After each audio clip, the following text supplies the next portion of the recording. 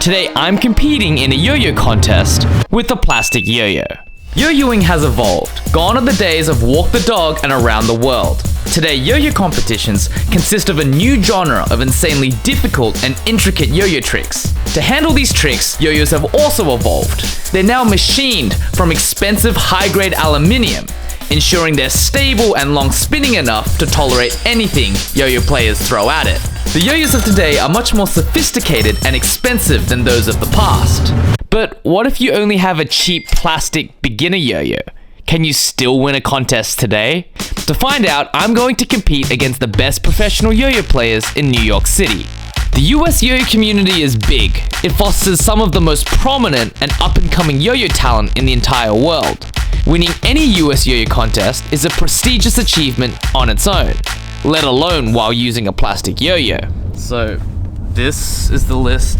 There are 44 competitors, only 15 of which get to the final round. So before we even think about winning this contest, we have to go through the preliminary qualifying rounds. Qualifying with the plastic yo-yos is going to be the first challenge of the day. When I arrived at the contest venue, I was the only person using a plastic competition yo-yo. The rest of the competitors were using top-of-the-line $100 plus metal yo-yos specifically designed to win yo-yo competitions. Could I keep up with my plastic yo-yo? We're about to find out. Oh, you're using that for contest? Yeah. Oh my god! Yo, you're wild, man. Well, I'm gonna find a corner somewhere to run through my prelim because I haven't actually practiced it. Despite having been a competitive yo-yo player for 12 years, I've actually never competed with a plastic yo-yo before. I'm a little nervous. Just a little bit. Yes, all the way from Australia. Give it up for Brandon Wu. Hey folks, get those raffle tickets, y'all. Get those raffle Ladies tickets. and gentlemen, give it up for Brandon Wu. As I threw the yo-yo, muscle memory took over, and I dropped into total flow. The plastic yo-yo I was using handled every trick I threw at it with relative ease.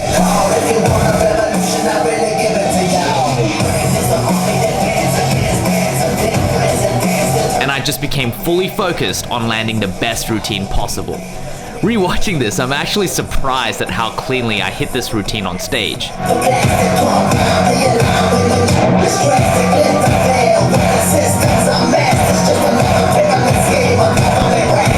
Only racking up about 2 misses in the entire minute despite attempting some of my hardest high-scoring tricks. This challenge had gotten off to a smashing start.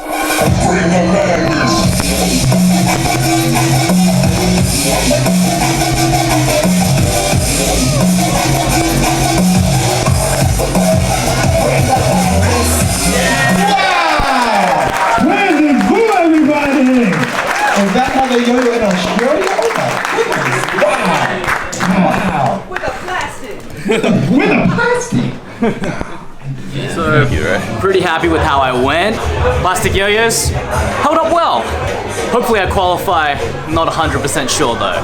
Which kind of begs the question, why am I doing this in the first place? I'm not the first person to use a plastic yo-yo in a competition. In fact, in the good old days, world yo-yo champions would compete with their cheaper plastic yo-yos to promote them. Plastic yo-yos generally have less spin time and stability than metal competition yo-yos. However, world champions can compensate for this disadvantage with raw yo-yo skill, but I'm not a world yo-yo champion, so I need more than just an ordinary plastic yo-yo.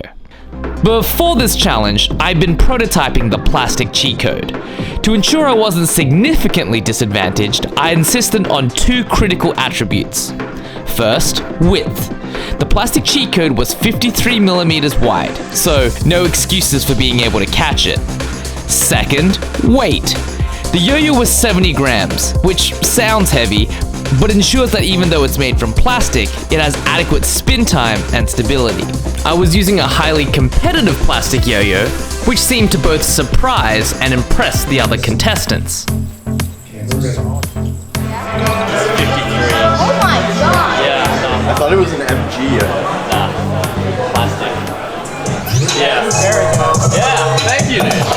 Yeah, I want one of those. Yeah. We Theoretically, I had everything I needed to win this contest. Hey? How'd you do? I think I did alright. Brandon Vu. Yeah! Alright, we made it. Plastic Yo-Yo. Yeah. Alright, we got 3rd place in prelims. We take this. 1A finals are happening.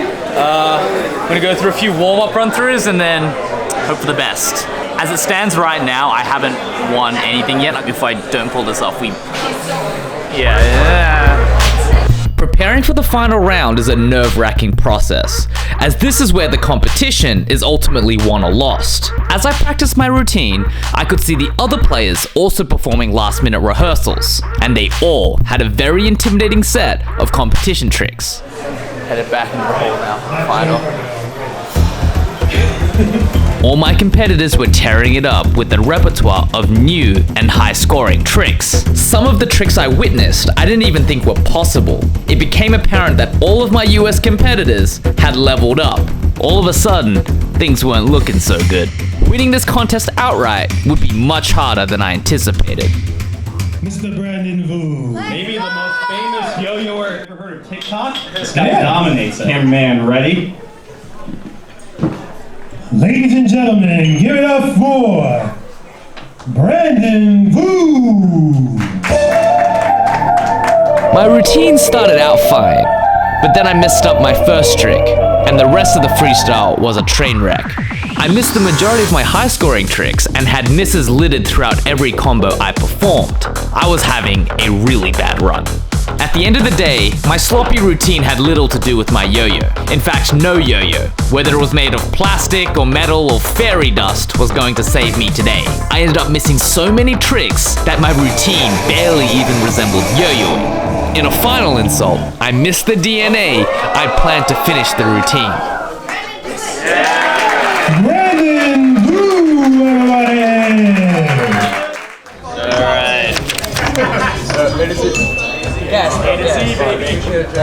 Yeah, we ended up getting 7th. Not even top 5. That was so bad.